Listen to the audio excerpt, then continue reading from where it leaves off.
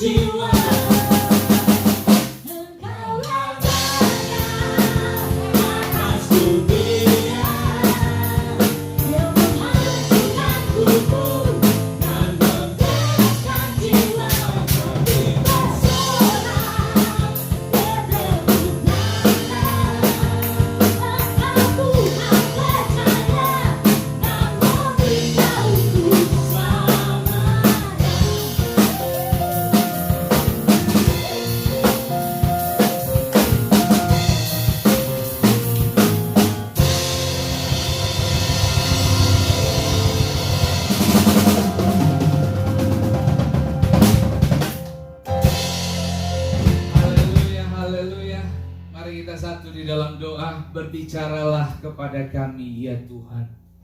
Berikan kami hati dan telinga seorang murid. Olehnya kami miliki iman ketika firman disampaikan. Berikan hatimu kepada kami di pagi ini Tuhan.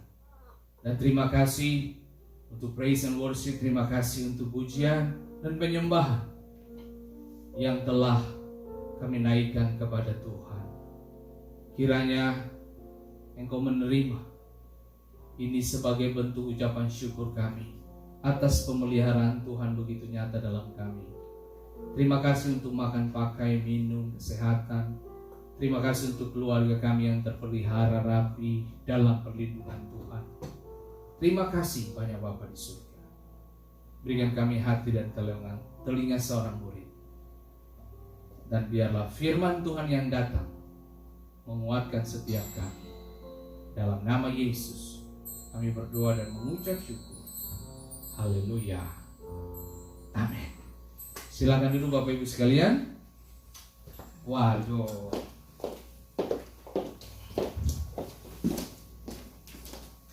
Baik, pagi ini melanjutkan apa yang menjadi topik pembicaraan kita di minggu kemarin. Kita berbicara tentang angelologi. Apa itu angelologi?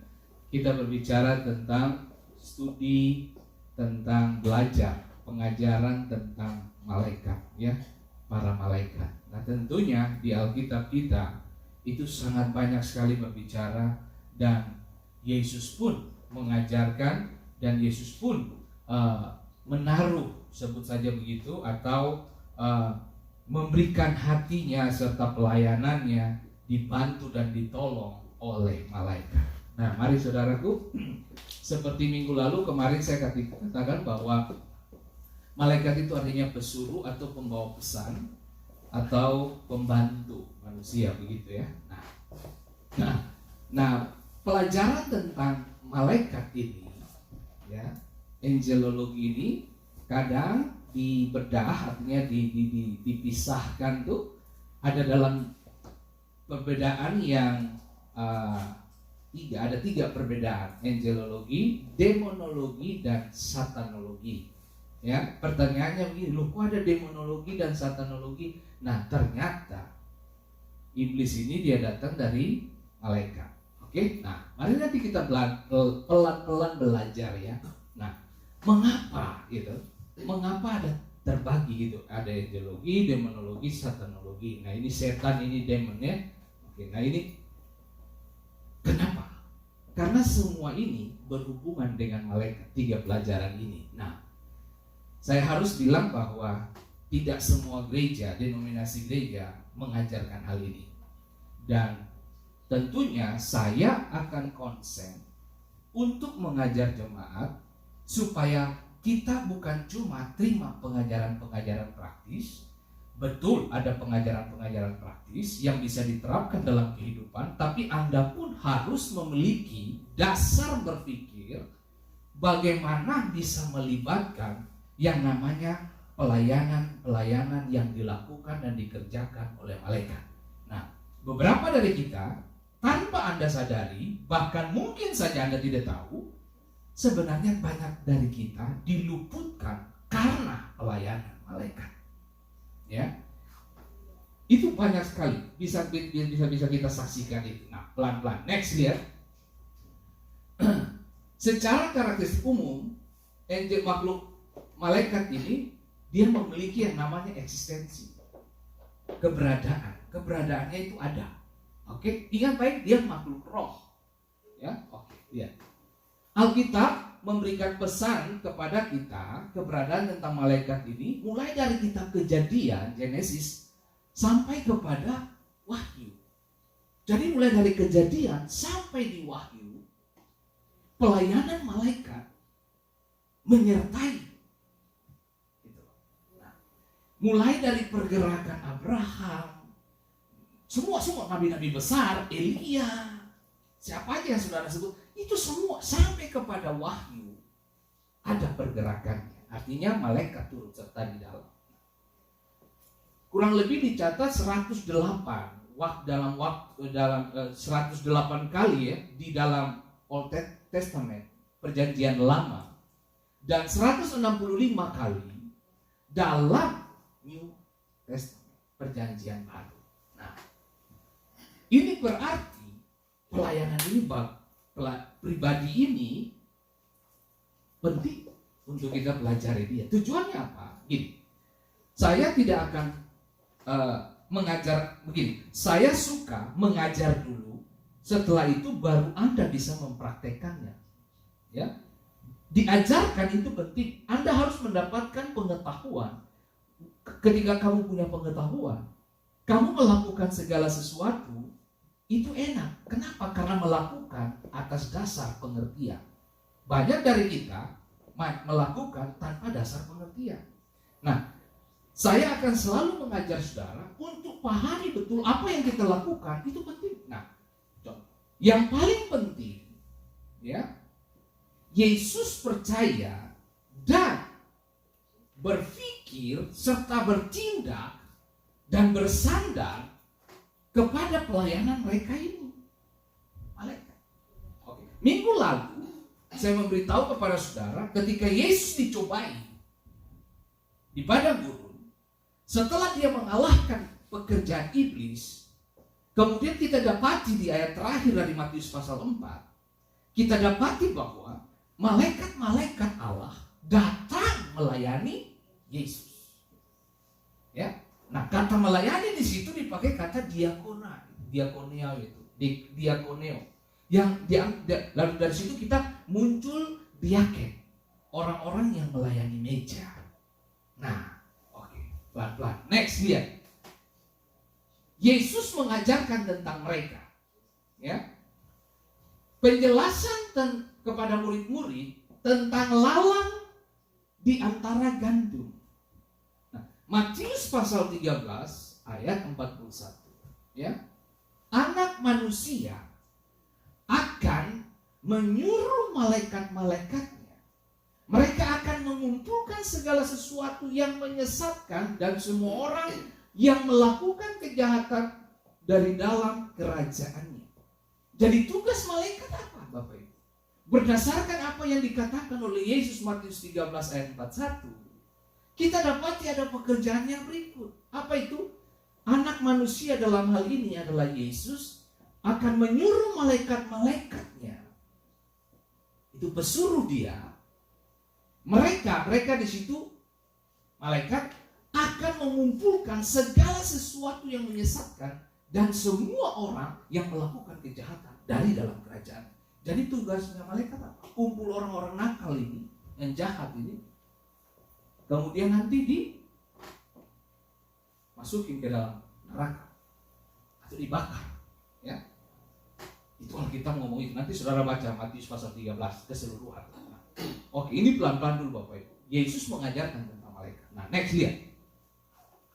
Kita lihat. Nah, Kolose 1 ayat 16 dikatakan bahwa karena di dalam Dia telah diciptakan segala sesuatu. Ya. Berarti termasuk malaikat. Malaikat itu diciptakan, ya. Yang ada di sorga dan yang ada di bumi, yang kelihatan, dia nggak kelihatan toh.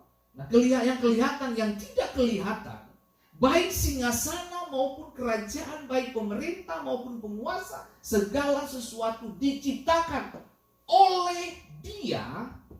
Oleh Dia di sini siapa? Yesus, ya. Nah, dan untuk Dia. Jadi malaikat diciptakan untuk kepentingan siapa? Kepentingan Yesus. Nanti kita lihat pelan-pelan kepentingan Allah. Kita lihat pelan-pelan. Nah, lalu kemudian pasti saudara akan tanya gini, lalu malaikat ini buat siapa saja selain buat Allah? Nanti kita pelan-pelan. Next dia. Ingat baik, yang tidak kelihatan. Malaikat kita nggak lihat malaikat. Tapi dengar baik. Kalau kita berkata begini, di mana 2-3 orang berkumpul dalam nama Yesus, di situ aku ada di tengah-tengah mereka. Kita kumpul di sini lebih dari 2-3 orang. Roh Kudus ada di sini, dan saya sangat paham sekali. Ada yang namanya pelayanan malaikat. Dan saya pernah mengalami hal itu. Ya, ada banyak hal yang saya bisa cerita buat saudara. Yang pertama, malaikat itu untuk apa? Dia diciptakan untuk kepentingan Tuhan. Lalu apa? Ya. Membela dan mewartakan kekudusan.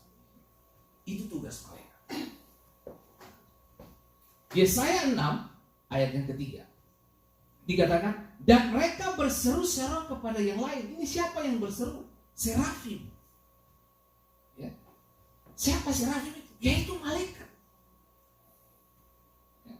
Nah, dan mereka berseru-seru kepada seorang, katanya, kudus, kudus, kuduslah Tuhan semesta alam, seluruh bumi penuh kemuliaan Allah. Jadi tugas malaikat menyampaikan pesan kekudusan. Dan Nabi Yesaya melihat hal itu. Karena kalau saudara baca Yesaya pasal 6, saudara akan ketemu bahwa dalam tahun matinya Raja Uzia, Yesaya melihat Tuhan duduk di tahta. Lalu kemudian ujung jubahnya memenuhi bait Allah. Benar yang tadi dikatakan Elsa. Para tua-tua menyembah. Lalu kita dapati serafim, 2 sayap terbang, dan 2 sayap menutup mukanya, dan 2 sayap lagi menutupi kakinya. Beberapa yang menerjemahkan bahwa kenapa dia menutup muka? Karena ketidakmampuan kita untuk melihat Tuhan. Karena ketika kita mencoba untuk melihat Tuhan, kita bisa mati. Saya kasih satu contoh di Alkitab. Satu waktu Musa berbicara kepada Tuhan, dan Musa berkata, Tuhan, boleh nggak saya lihat mukamu? Tuhan bilang, Musa, kamu bisa lihat saya, tapi kalau kamu lihat, kamu bisa mati. Kemuliaan itu begitu sempurna, saudara. Nah, kalaupun Bapak Ibu tahu nggak, Bapak Ibu, saya setiap hari belajar mempersiapkan hati saya. Ada hal yang ingin saya rindukan adalah saya pengen lihat hal-hal yang supranatural di dalam alam roh. Saya pengen lihat itu. Gitu. Nah, yang terjadi apa, saudara? Waktu Musa bilang, Tuhan, saya pengen lihat Tuhan. Tuhan bilang, kamu oke. Saya lewat di celah antara gunung, dan Alkitab bilang ini, begitu Tuhan lewat, mata Musa ditutup sebentar, tapi Musa melihat sekilas ada punggungnya Tuhan. Pertanyaannya ini, Pak Pendeta, berarti Tuhan itu berbentuk manusia kan? No. Bahasa-bahasa seperti tangan Tuhan, mata Tuhan, telinga Tuhan, hati Tuhan, kakinya Tuhan, tempat duduknya Tuhan, itu bahasa-bahasa untuk memberikan manusia pengertian, tapi bukan berarti tangan secara fisik begini. Karena Tuhan itu roh. Untuk kita bisa dapat mengerti Allah yang roh itu, dia perlu datang sebagai Yesus, supaya kita bisa sentuh, pegang, raba, bicara dengan dia sebagai manusia. Keren kan Tuhan kita? Yesus itu untuk menjembatani. Yesus itu seperti datang untuk menjelaskan, ini loh Tuhan yang kamu punya. Waktu kamu sedih, dia rasa kesedihan seperti apa. Waktu kamu happy, waktu dapat paycheck, kamu tertawa, dia rasa seperti apa gitu. Waktu lihat bapaknya tukang kayu ya, Yusuf. Waktu Yusuf terima pembayaran, dia tahu mata uang seperti apa, rasa dikasih gaji gitu ya, rasa usahanya dibayar, dia rasa ketika dia dicambuk, dipukul, dihianati, ditolak, dia rasa. Kenapa? Sebagai manusia dia perlu rasa. Satu hamba Tuhan yang berpindah dari agama seberang menuju kepada kekristenan, percaya Yesus. Satu waktu dia diperhadapkan dengan sebuah pengadilan, dan hakim bertanya, kenapa kamu percaya Yesus? Kamu tahu Yesus itu lemah.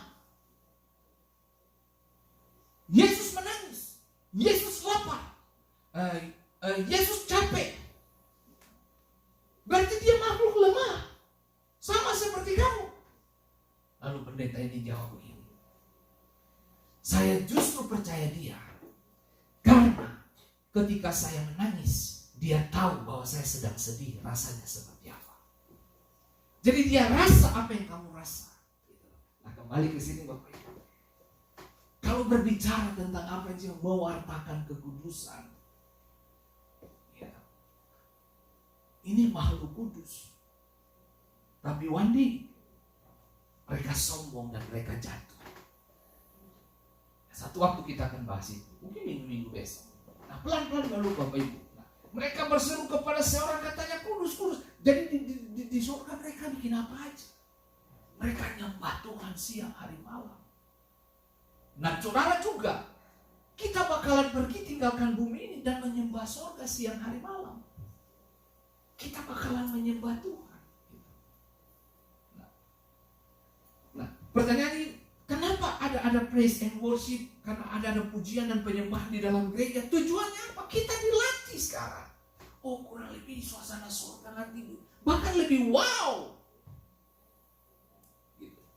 Oke, next lihat. Karena pakaiannya semuanya satu. Lenan kekudusan Tuhan. Nggak ada yang datang warna merah, kuning. Nggak ada. Semua lenan kekudusan Tuhan. Alkitab berkata itu perbuatan orang-orang suci. Nah, pastikan saudara dan saya ada di situ nanti.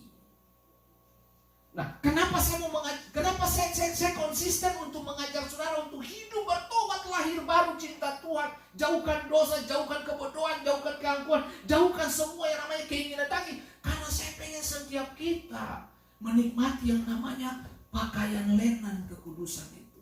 Kalau saudara baca di kitab Wahyu, coba lihat. Lalu malaikat itu selain untuk Allah, apalagi yang dia untuk Kristus. Waktu pemberitaan tentang kelahiran dia, malaikat Gabriel, pembawa pesan, datang dan memberitahu kepada Maria dan Elizabeth, hey, kalian berdua bakalan punya baby.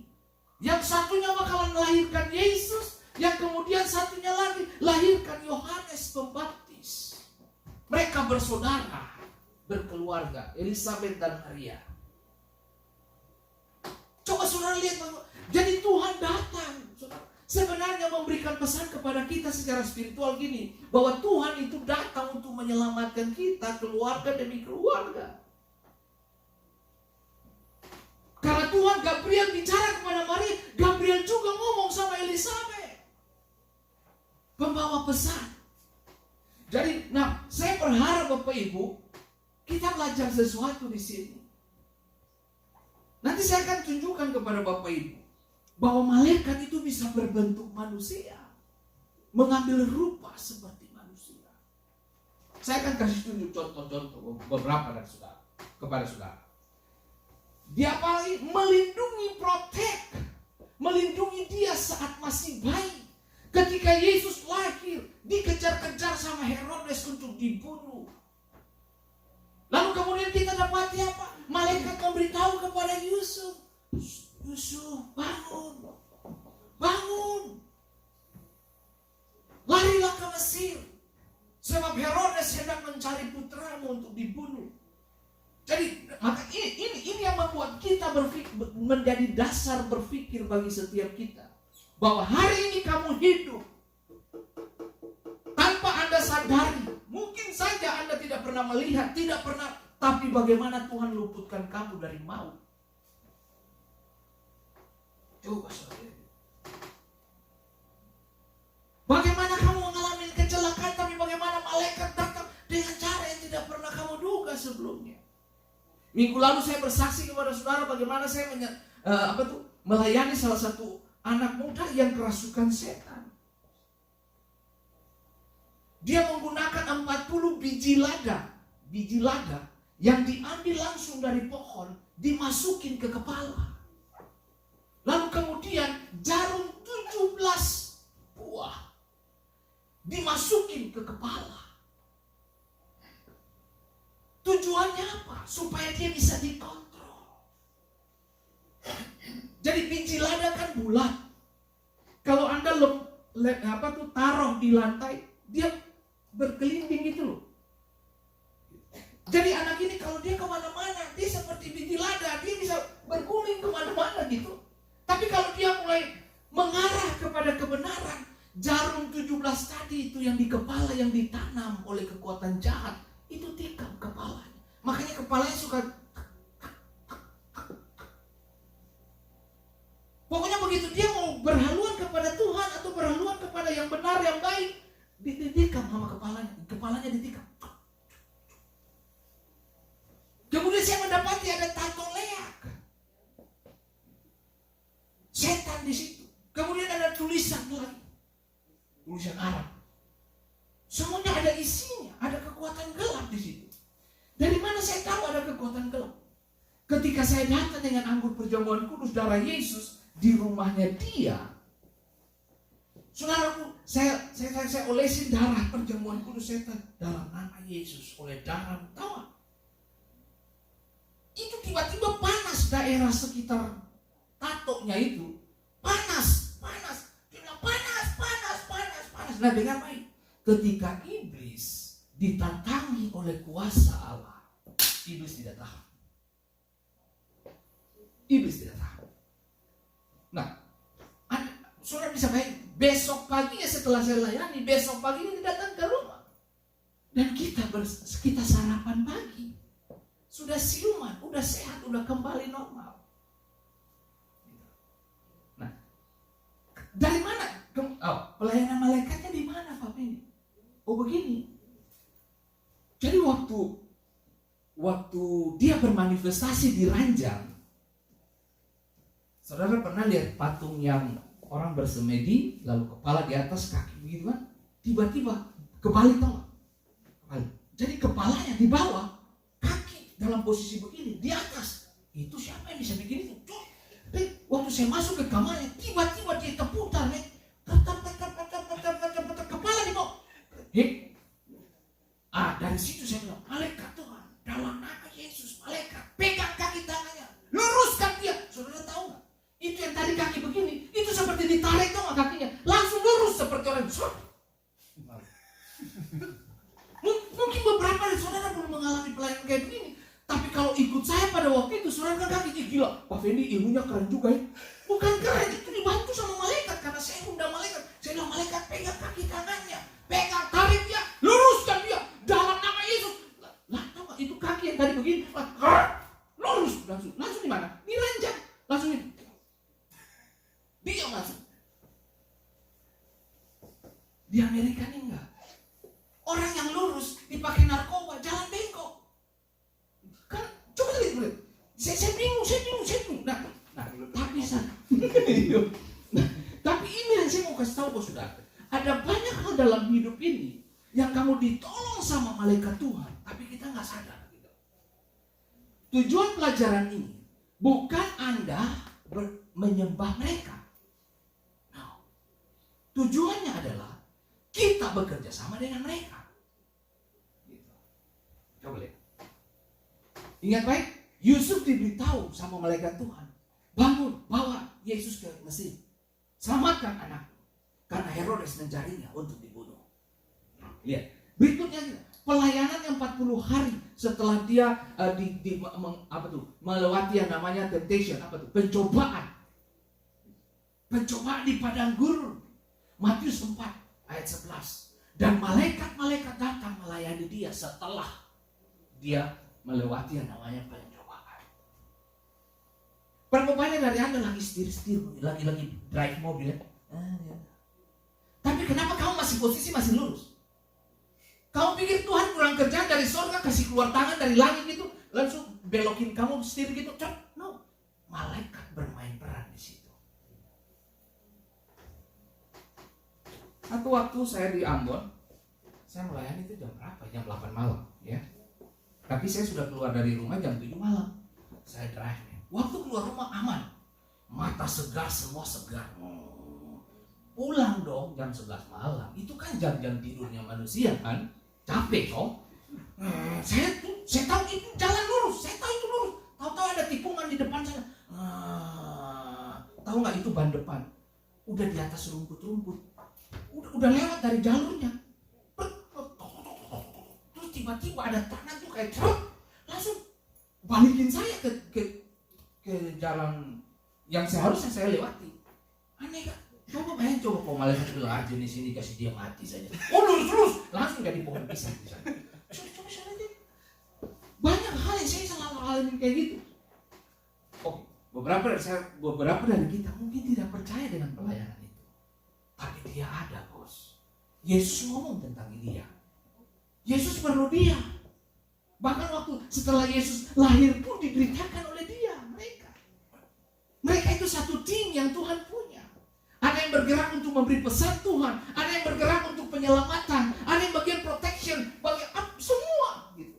Bahkan ada yang bagiannya untuk memberi makan.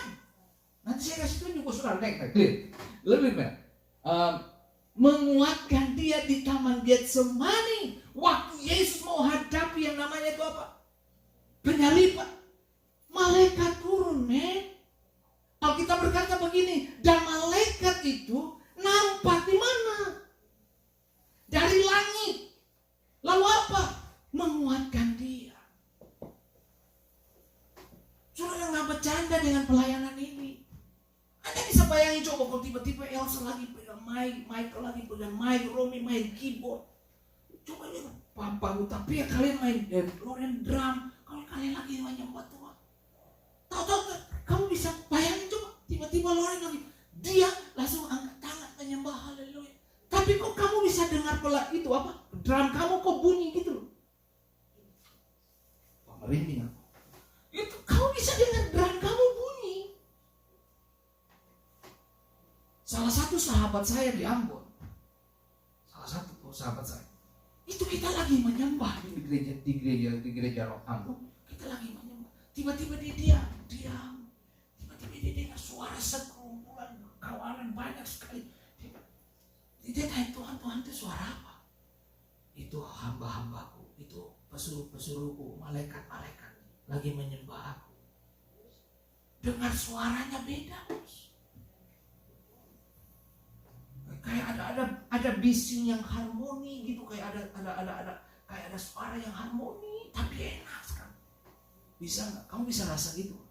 Coba kamu bangun jam 3 pagi, ya, di saat semua orang pada tidur. Kamu diam-diam sebentar. Terus kamu minta, Tuhan, boleh nggak saya lihat suara-suara seperti itu? Atau kucing lewat di atas rumah, patek tuh. Tuhan datang. Bukan wah, mama bukan. Tapi kamu lihat begitu suara itu datang, itu tidak ada ketakutan, yang ada damai sejahtera. Maka kamu bisa menyembah ganti bersama kami. Lihat, Yesus saja perlu penguatan dari mereka.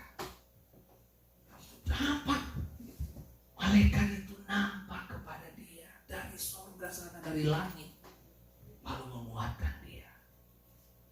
Untuk apa? Lewati penyaliban ini. Next, lihat. Bagaimana dengan kita orang percaya? Untuk Allah oke, untuk Kristus oke. Nah, orang percaya gimana?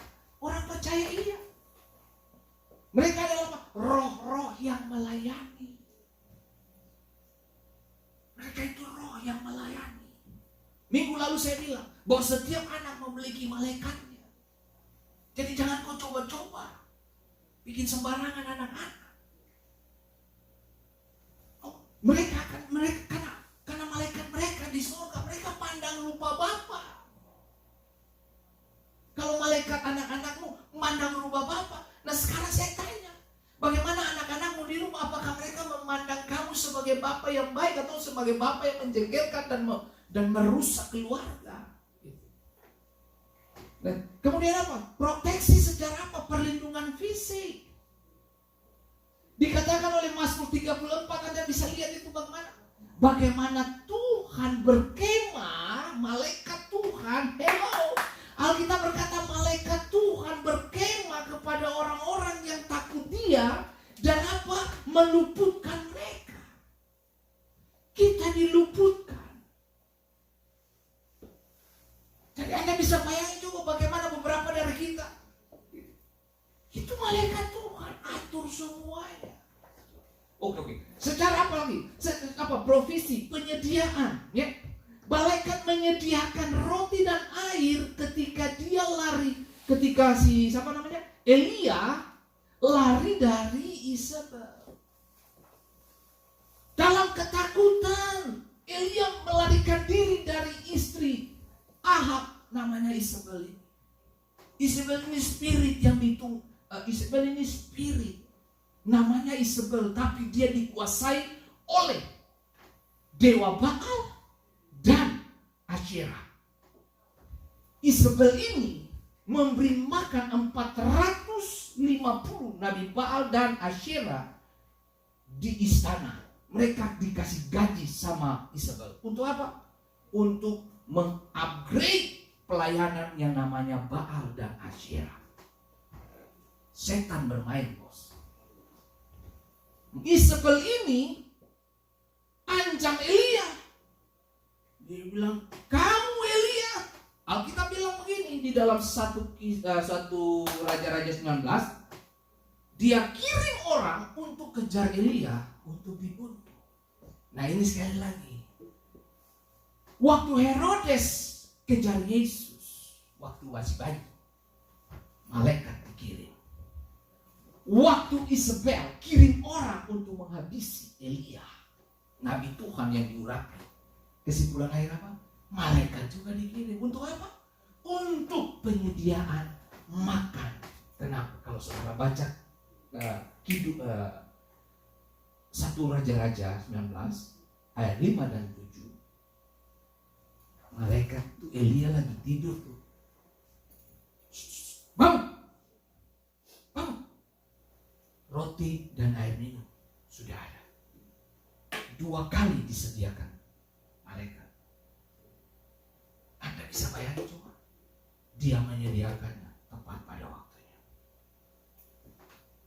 Ingat, tujuan pelajaran ini bukan kita nyembah dia, nyembah malaikat, bukan. Tapi kita bekerja sama dan bisa melihat bagaimana tangan Tuhan bergerak di dalam setiap kita. Nah, ini apa? Dorongan. Dibilang begini apa? Mereka berdiri, malaikat malam ini. Seorang malaikat Allah berdiri di sampingku. Kisah Rasul 27 ayat 23-25. Ini tentang apa? Paulus luput dari yang namanya badai. Saya mau kasih ingat, saudara. Berapa banyak dari kita seharusnya mati dengan kendaraan? Berapa banyak dari kita seharusnya mati karena ketimpa pohon? Berapa banyak dari kita yang seharusnya mati karena peperangan? Berapa banyak yang seharusnya kita mati karena narkoba? Kita mati karena keluarga yang lain? Kita mati karena orang lain? Anda bisa bayangin berapa banyak dari kita luput karena ada malaikat yang berdiri tanpa kita sadari. Antara saudara percaya dan yakin, saya tidak mau. Saudara, tujuan pelajaran ini untuk memberikan pemahaman kepada saudara bahwa kita punya pesuruh, kita punya penolong, kita punya ya pesuruh lah. Kita punya messenger itu, pembawa pesan untuk beritahu hati-hati. Next lihat. Untuk orang percaya kan? Untuk apa? Malaikat untuk apa? Direction. Apa tuh? Petunjuk. Waktu Filip itu siapa yang kalau di Indonesia? Filipus bersaksi. Kesaksian Filipus terhadap siapa? Sebagai sida-sida Ethiopia. Di dalam Kisah Rasul 8 ayat 26, kemudian berkatalah seorang malaikat Tuhan kepada Filipus, katanya, bangunlah dan berangkatlah ke sebelah selatan. Tujuannya apa? Penyelamatan. Malaikat Tuhan kasih tahu sama Filipus, bangun, go, pergi ke arah selatan, ada orang yang perlu kau selamatkan. Dan Alkitab berkata gini, sida-sida Ethiopia memberi diri dibaptis karena penjelasan Filipus. Dan kita dapati juga, saudaraku, malaikat itu menepuk Petrus dan membangunkan mereka ketika apa? Di dalam penjara, bos.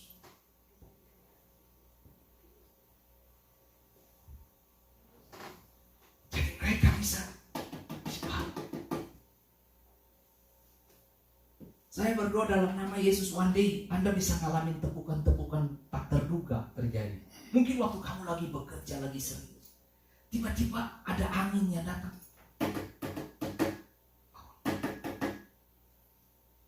Jangan buru-buru, nah. Wah, setan kamu. Nah, setan yang datang tepuk kamu kalau kamu lagi bikin dosa. kalau kamu lagi dalam sukacita dan sejarah, tiba-tiba kesaksian Paroni. Kesaksian Paroni. Paroni itu lagi lihat ke arah jendela. Waktu beliau kena COVID itu, lihat ke arah jendela.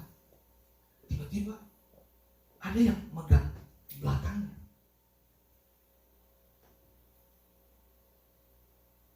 Terus dia noleh.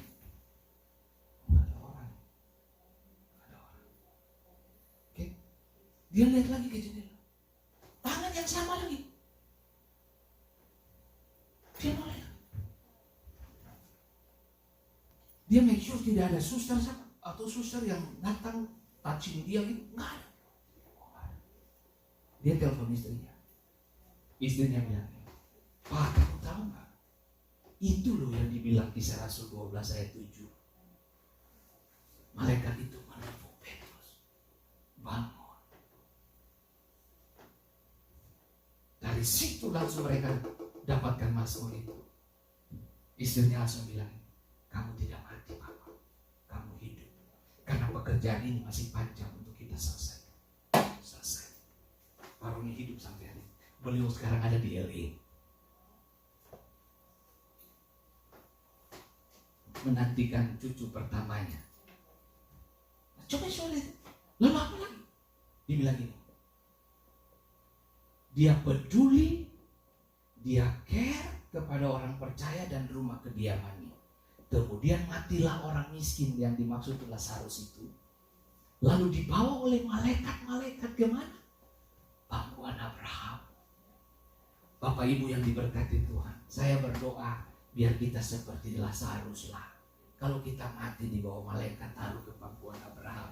Tolonglah pastikan kalau nanti besok-besok kamu mati, kamu digendong sama malaikat, bukan taruh di tempat yang bukan istrimu. Bisa dimengerti? Halo? Kalau boleh kamu digendong sama malaikat. Artinya gini, kalau kamu meninggal di mana? Di pangkuan istrimu. Bukan di pangkuan istri orang lain. Atau kamu tidak meninggal karena narkoba, kamu tidak meninggal karena kebodohan, kamu tidak meninggal karena pencurian, kamu tidak meninggal karena kesalahan orang lain, tapi kamu meninggal karena memang waktu Tuhan untuk kamu dan kamu berpindah ke pangkuan Abraham. Saudaraku yang diberkati Tuhan, kiranya kita pahami hal ini. Kita nggak bisa prediksi besok siapa mati. Anda tahu, buka Facebook, Instagram, sosial media apa saja yang kamu punya, hampir didapati setiap hari ada orang meninggal. Beberapa teman-teman sahabat baik saya pendeta di Indonesia, banyak yang pergi Bapak Ibu. Bukan cuma 1-2 orang. Itu bukan kenal biasa, kenal dekat sekali sama saya. Kita suka tukar informasi, pengetahuan, kebenaran. Kita sering telepon-teleponan. Kemarin ada satu lagi, baru saja meninggal. Bukan itu baru pendeta Bapak Ibu. Belum terhitung lagi yang kenal baik jemaat, saudara. Baik di Jakarta, Surabaya maupun di Makassar dan Ambon. Beberapa mereka pergi. Bahkan ada beberapa ibu-ibu yang begitu mengasihi saya, mereka pulang. Tapi itulah. Kita nggak tahu kapan kita bisa bertahan sampai kapan. Tapi satu hal yang saya cuma tahu Bapak Ibu, kembali ke yang tadi itu Bapak Ibu, malaikat Tuhan berkemah di mana? Orang-orang benar, rumahnya yang takut akan Dia, malaikat Tuhan jaga di situ. Tuhan tolong kita. Next, lihat. Untuk orang-orang yang tidak percaya, artinya orang-orang yang tidak percaya, yang saya maksudnya yang tidak percaya Yesus. Bagi mereka yang unbelievers, coba lihat apa yang terjadi. Penghancuran Sodom dan Gomora. Malaikat Tuhan datang kepada Sodom dan Gomora, menurunkan api dan belerang, habiskan daerah ini. Tapi dengan baik, Tuhan tidak bunuh orang-orang berdosa bersamaan dengan orang benar. Alkitab berkata begini, kedua malaikat itu tiba di Sodom pada waktu petang. Lot sedang duduk di pintu gerbang Sodom, dan ketika melihat mereka, bangunlah ia menyongsong mereka lalu sujud dengan mukanya sampai ke tanah. Bagaimana Lot bisa sujud menyembah mereka. Berarti Lot memiliki kesaksian roh. Berarti kemudian kita dapati apa? Lot memberikan mereka kesempatan.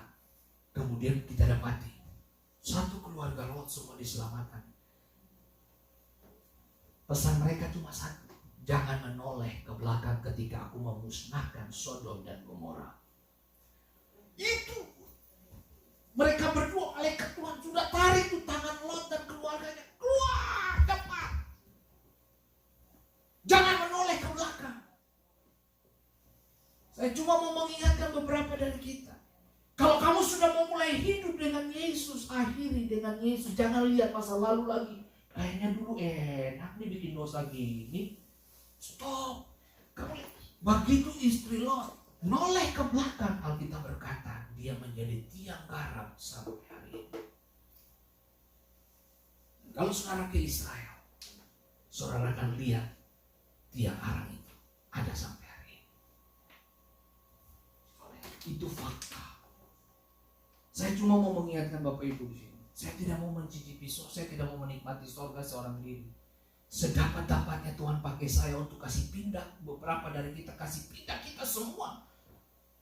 Makanya saya bicara yang betul. Saya bicara yang benar. Begini, kalau kamu sudah berlari untuk Tuhan, please jangan. Itu cewek dulu boleh juga tuh. Kenapa gue kasih tinggal narkoba ya? Kenapa kemarin gue nggak ambil curian itu ya? Aduh rugi. Stop. Waktu untuk kita jalan dengan Tuhan sekarang. Next, itu masuk lihat. Nah, kadang-kadang saya cuma bilang, terkadang kamu harus menderita dalam hidup bukan karena kamu jahat, tapi karena kamu tidak menyadari di mana harus berhenti menjadi baik.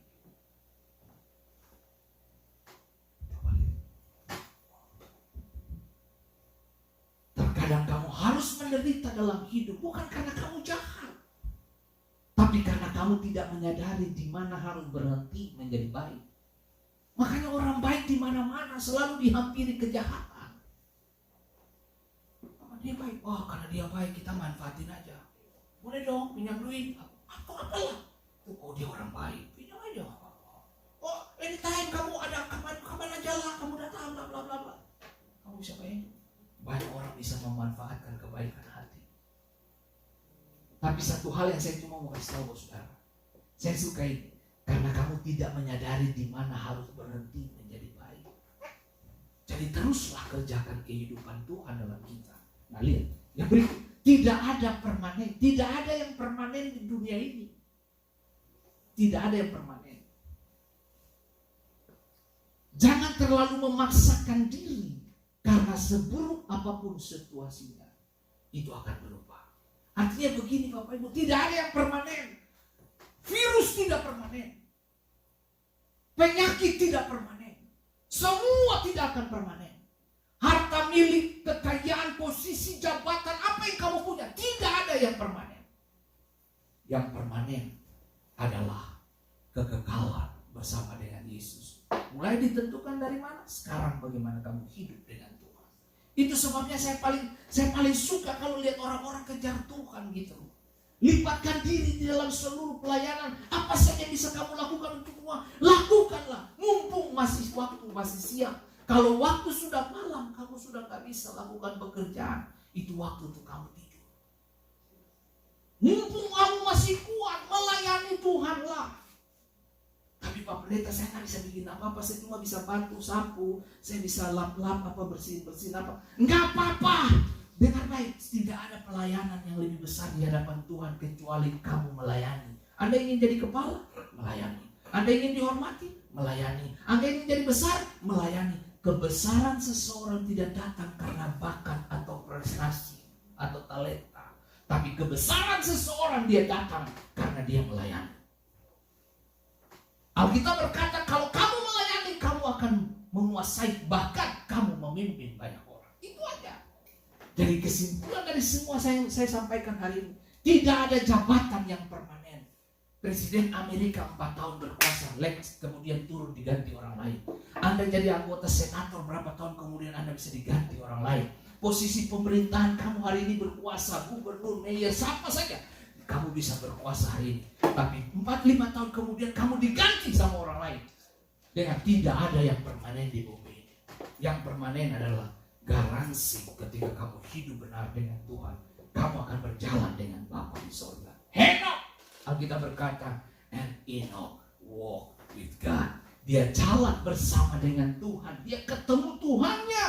Elia, dia diangkat tanpa mengalami kematian. Dua manusia yang tidak mengalami kematian, Henok dan Elia. Soalnya tidak ada yang permanen di dunia ini kecuali kamu mengerti isi hati Tuhan. Sudah, itu sudah. Tuhan memberkati kita. Jadilah kuat dan selalu ingat baik, kalau tidak ada yang permanen, belajarlah bergantung kepada Tuhan yang punya keputusan-keputusan penting di dalam kehidupan kita. Tidak ada yang permanen toh. Jangan terlalu memaksakan diri.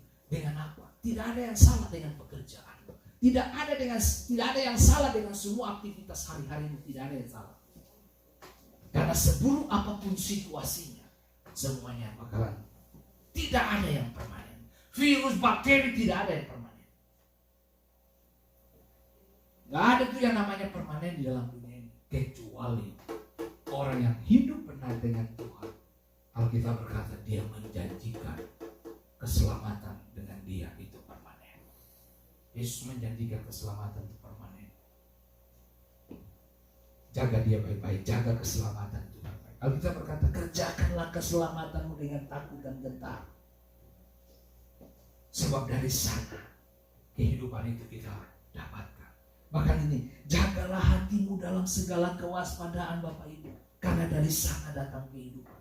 Anda tahu, tiap hari pekerjaan saya membunuh keinginan daging saya. Setiap hari. Kadang hari ini saya gagal, besok saya bilang, Tuhan besok saya harus bunuh yang berikutnya. Setiap hari. Saya punya keinginan banyak Bapak Ibu. Tapi satu demi satu saya belajar untuk membunuhnya dan tidak nongol. Hari ini Bapak Ibu yang diberkati Tuhan. Next, coba lihat, habis ya. Selesai. Tuhan memberkati kita. Jadilah kuat, jadilah sehat dalam nama Yesus. Keluarga kita, Anda Tuhan, siapa saja. Keluarga Anda yang ada di Indonesia, darah Yesus itu tembus kita semua.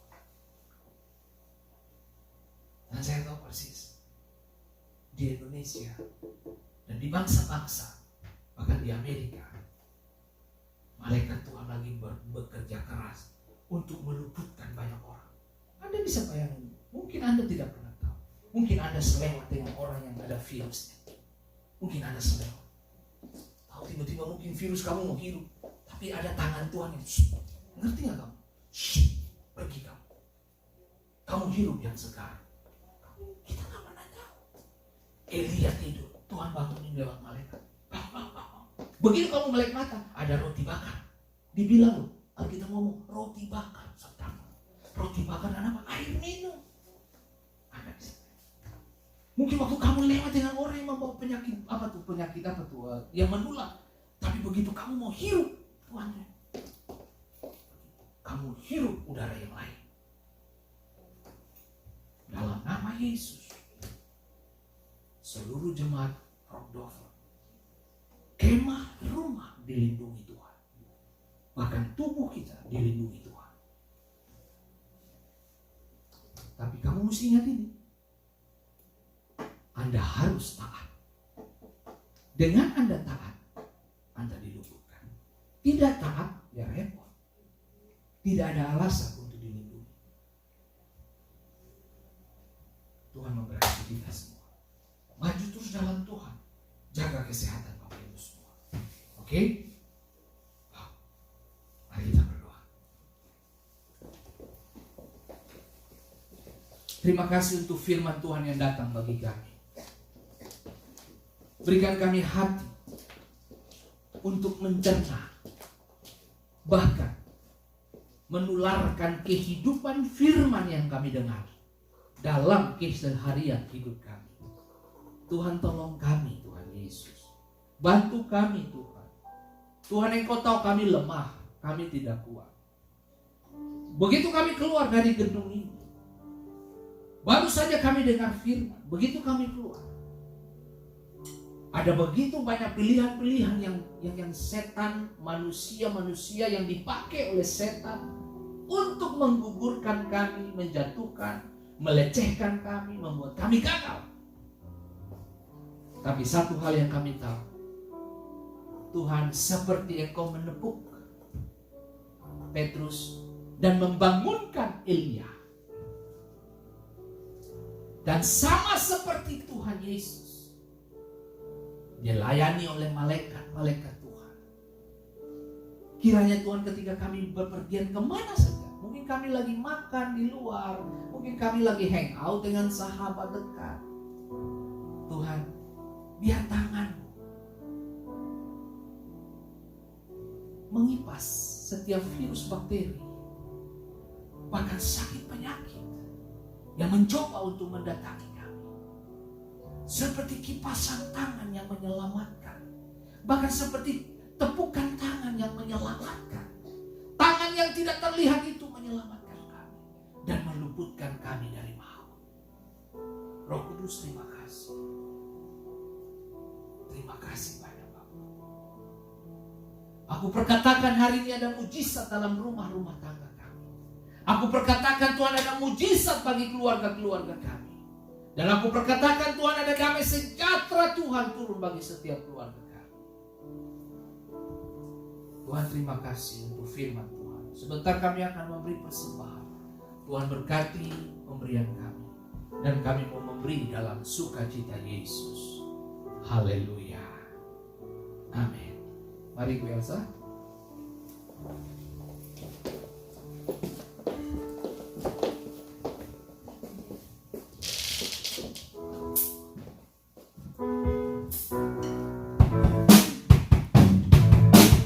Pujilah nama Tuhan.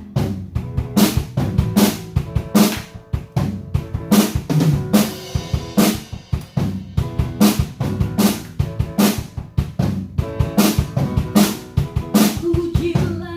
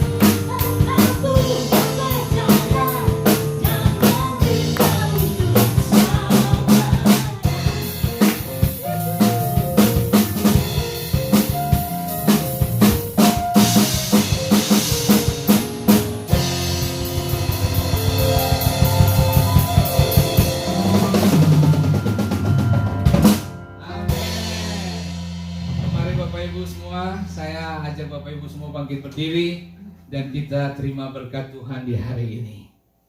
Tuhan memberkati engkau dan melindungi engkau. Tuhan menghadapkan wajahnya kepadamu dan memberi engkau damai sejahtera. Seperti pelajaran firman yang kami terima, bagaimana malaikat-malaikat Tuhan melayani Yesus dan menyampaikan pesan Tuhan. Dan bagaimana malaikat itu, dia tampak seperti manusia. Dan kita dapati Tuhan, mereka diselamatkan oleh karena utusan-utusan ini Tuhan. Roh Kudus, aku perkatakan Tuhan, pelayanan-pelayanan malaikat ada di setiap kehidupan orang percaya. Tuhan, kami berdoa dan kami sebelum pisah, kami mau terima berkat Tuhan. Diberkatilah engkau keluar masuk, dijagailah perjalanan hidupmu, kemah kediamanmu dipagari oleh malaikat Tuhan. Tuhan melindungi keluar masukmu. Apa saja yang dikerjakan oleh kedua tanganmu dibuat Tuhan berhasil diberkati. Tuhan memberkati langit dan terbuka kepadamu. Bahkan Tuhan memberkati tanah dan mengeluarkan benih-benih terbaik datang dalam kehidupan keluarga dan rumah tangga. Tuhan memberkati suamimu dengan kesehatan, istrimu dengan kesehatan, dan Tuhan memberkati anak-anakmu dengan kesehatan. Aku melepaskan berkat ini di dalam nama Bapa, Putra, dan Roh Kudus. Dengan mengucap syukur untuk pelayanan malaikat yang Tuhan utus untuk menyelamatkan kami dari berbagai peristiwa yang kami hadapi di hari-hari ini. Aku melepaskan berkat ini di dalam nama Tuhan Yesus Kristus. Haleluya. Amin. Ibadah selesai Bapak Ibu sekalian. Tuhan memberkati kita semua. Sampai jumpa minggu depan. Haleluya. Amin.